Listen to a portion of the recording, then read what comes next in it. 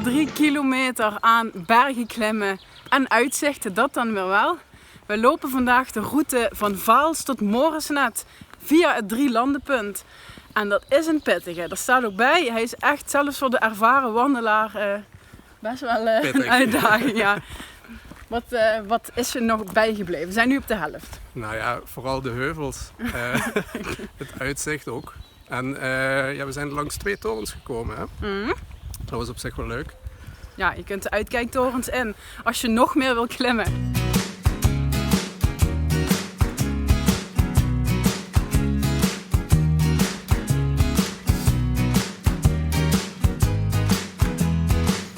Nou, we staan midden op het Drielandenpunt op Nederland.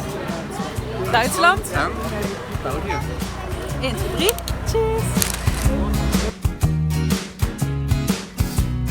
Tot 1919 was hier eigenlijk een 4-landenpunt. Ja, er was nog een neutrale staat genaamd Moresnet, maar na de Eerste Wereldoorlog is die bij België gevoegd. Vandaar dat het nu een 3-landenpunt is en er komt ontzettend veel toeristen op af, waaronder wij dus vandaag.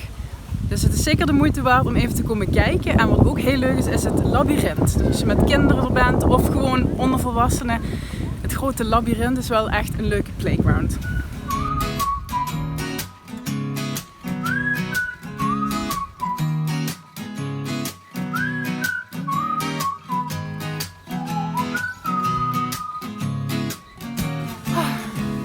Bijna boven bij de Wilhelminator.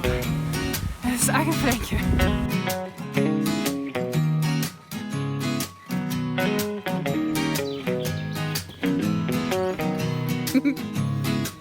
Nou, wat wel een klein dingetje is dat langs de zijkant geen bewegwijzering is. Dus je zult online zul je toch even een aparte routebeschrijving moeten downloaden. Maar dan is het uiteindelijk wel heel erg goed te doen. Ja, en wij hebben geparkeerd bij Kasteel Vaalsbroek, zodat we naar het Drielandenpunt toe gaan en daar even konden pauzeren. Maar je kunt ook gewoon bij het Drielandenpunt parkeren. Nou, zet hem op. Wij gaan nog even door. Doei!